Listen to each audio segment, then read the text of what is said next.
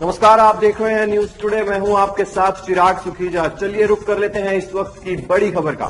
फरीदाबाद की रहने वाली बबीता ने मछली पालन करके न केवल अपनी आर्थिक स्थिति को मजबूत किया, बल्कि दूसरी महिलाओं को भी मछली पालन का प्रशिक्षण देकर उनको अपने लिए रोजगार स्थापित करने में मदद कर रही है। दूर दराज से आकर महिलाएं उनके पास मछली पालन का प्रशिक्षण लेती हैं। उनको सबसे अच्छी मछली पालन करने का भी खिताब मिल चुका है। मछली पालन करते हुए आपने केवल आज तक पुरुषों को ही देखा होगा, लेकिन फरीदाबाद की एक महिला मछली पालन के व्यवसाय में अपने झंडे गाड़ रही है। लगभग 5 साल पहले जब बबीता ने नए मछली पालन के इस काम को शुरू किया था, तो बहुत सारे लोगों ने उनको कहा था कि क्या महिलाएं मछली पालन का काम कर पाएंगी। लेकिन बबीता ने लोगों के इन सवालों का जवाब देते हुए न केवल मछली पालन व्यवसाय में अपनी एक अलग पहचान बनाई है, बल्कि समाज की उन महिलाओं के लिए भी वह एक प्रेरणा बनकर सामने आई हैं जो महिलाएं अपना रोजगार स्थापित करना चाहती हैं।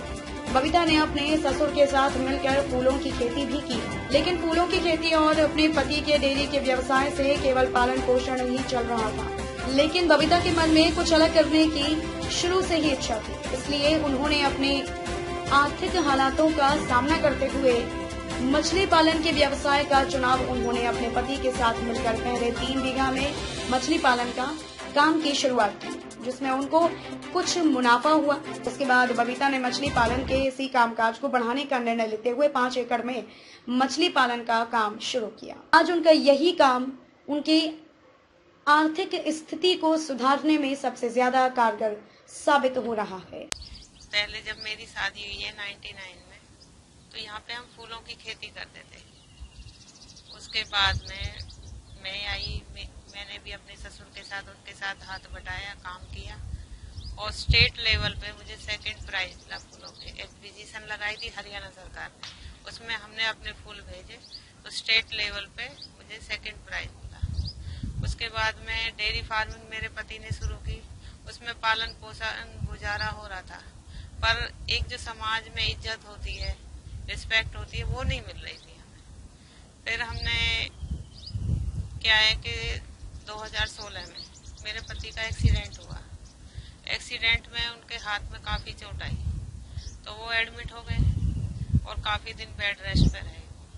तो मैं यहाँ आती थी गाड़ी लेके, दूध लेके जाना, लड़का रखा हुआ था, वो मेरे साथ हेल्प कराता था, ऐसे ही चलता रहा कुछ दिन तक। फिर हम मथुरा साइड में गए, मेरी सिस्टर रहती है वहाँ पे, तो वहाँ पे हमने मत्स्य पालन देखा। मत्स्य पालन कुछ मुझे समझ आया, उनसे जानकारी ली, पूछा इसमें प्रॉफिट है, क्या क्या कर सकते हैं, कैसे कैसे होगा। वहाँ से हमने थोड़ी बहुत जानकारी इकट्ठी की। फिर उसके बाद हमने सोचा कि डेयरी फार्म से तो कुछ गुजारा हो नहीं रहा ठीक से, क्यों ना हम भी मछली पालन करें।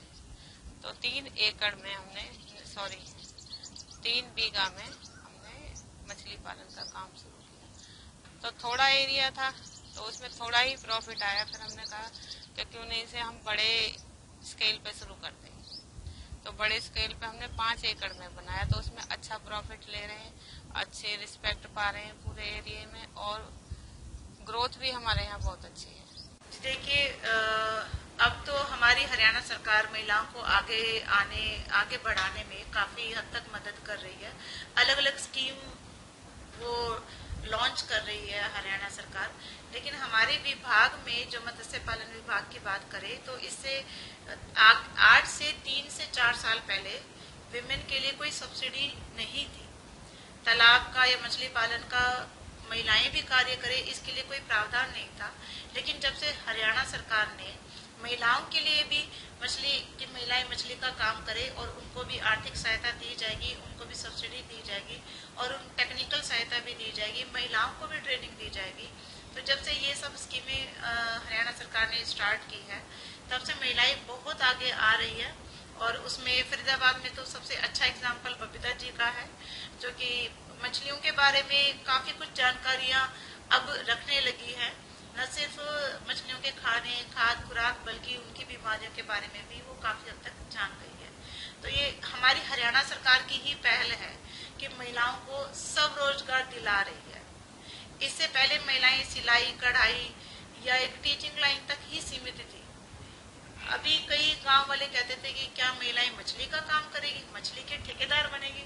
लेकिन जब सरकार ने ये स्कीम लेकर आई, हरियाणा में लेकर आई और महिलाओं को सब रोजगार दिलाने के लिए उनको आगे बढ़ाया, उनको आर्थिक सहायता दी, तो वाकई में महिलाओं ने अपना कदम भी बढ़ाया है और काफी हद तक हम इसमें कामयाब भी हुए हैं।